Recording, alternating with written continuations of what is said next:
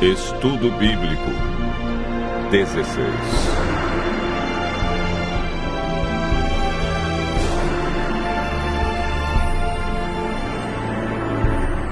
O mandamento esquecido.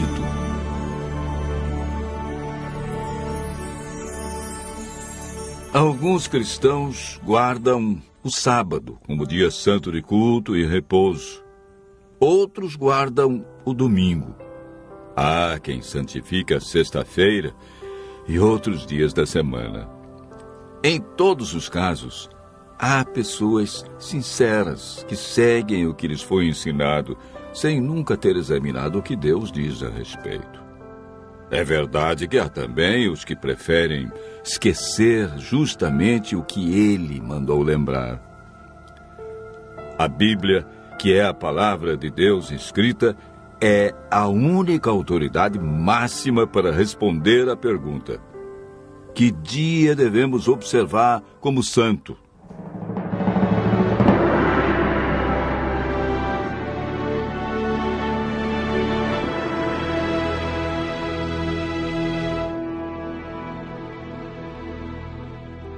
Deus criou o mundo em 6 dias, de 24 horas, e no 7º dia descansou.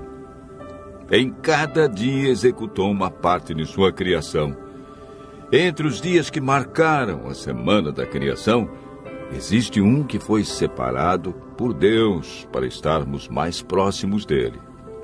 Um dia para descanso e adoração. Um dia para servir as pessoas e receber bênçãos especiais. Marcos relata as palavras de Jesus. O sábado foi estabelecido por causa do homem, e não o homem por causa do sábado. Marcos, capítulo 2, verso 27. Esse texto diz claramente que o sábado foi feito por causa do homem. Não diz que foi por causa do judeu, do hebreu, do grego, do gentio. Diz homem no sentido genérico, para referir-se ao ser humano, homem e mulher. A Bíblia é clara em afirmar em Êxodo capítulo 20, verso 10, que o 7º dia é o sábado do Senhor teu Deus.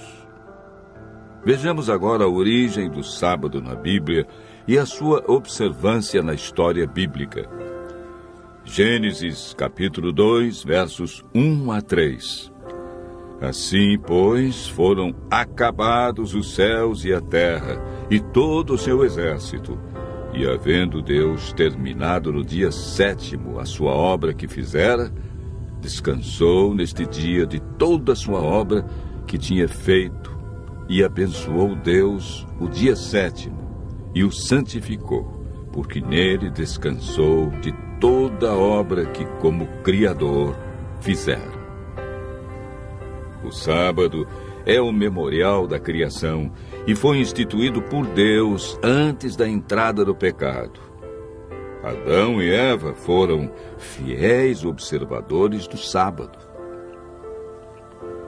Moisés viveu cerca de 1500 anos antes de Cristo e ensinava a observância do sábado nos seus dias. Mesmo antes de receber os 10 mandamentos no Monte Sinai, ele sabia que Deus reservara um mandamento sobre a guarda do sábado. Em Êxodo capítulo 16, verso 23, lemos: E isto é o que disse o Senhor: amanhã é repouso, o santo sábado do Senhor.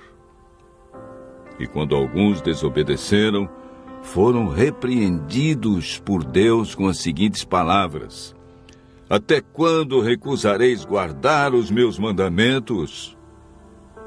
Êxodo, capítulo 16, verso 28.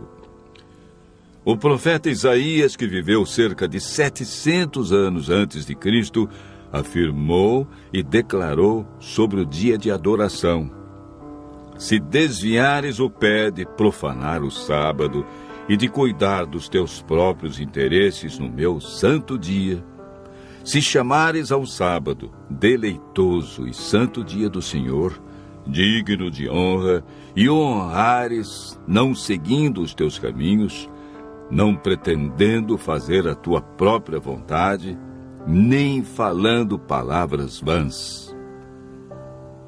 Portanto, o profeta Isaías ensinou a validade do quarto mandamento. Isaías, capítulo 58, verso 13. Através do profeta Jeremias, Deus confirmou em seus dias a validade do sábado. Se deveras me ouvirdes, diz o Senhor, não introduzindo cargas pelas portas desta cidade no dia de sábado, e santificardes o dia de sábado, não fazendo nele obra alguma. Jeremias, capítulo 17, verso 24.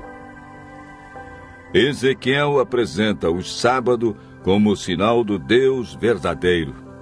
Também lhes dei os meus sábados para servirem de sinal entre mim e eles, para que soubessem que eu sou o Senhor que os santifica. Santificai os meus sábados, pois servirão de sinal entre mim e vós, para que saibais que eu sou o Senhor, vosso Deus. Ezequiel 20, versos 12 e 20. Por todo o Antigo Testamento, podemos observar a insistência dos profetas quanto à fidelidade ao quarto mandamento. Mas o que ensina o Novo Testamento quanto à observância do sábado? Lucas afirma que Jesus, indo para Nazaré, entrou num sábado na sinagoga, segundo seu costume, e levantou-se para ler.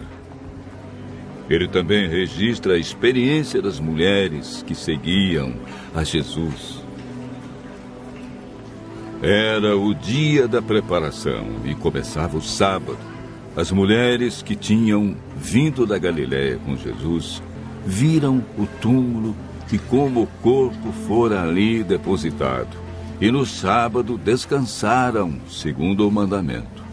Lucas 23, versos 54 e 55. Mesmo após a morte de Cristo, elas obedeceram ao quarto mandamento, pois Jesus não havia ensinado nada diferente. Os apóstolos mantinham também o costume de Jesus. Atos, capítulo 17, verso 2, diz: Paulo, segundo o seu costume, foi procurá-los e por 3 sábados arrazoou com eles acerca das Escrituras. Mesmo onde não havia sinagoga, ele adorou a Deus no sábado. Atos, capítulo 16, verso 13. Quando em Corinto, Paulo, durante 1 ano e 6 meses, isto é, 78 sábados, não mudou seu dia de adoração, nem o costume de ir à igreja aos sábados. Atos, capítulo 18, versos 4 e 11.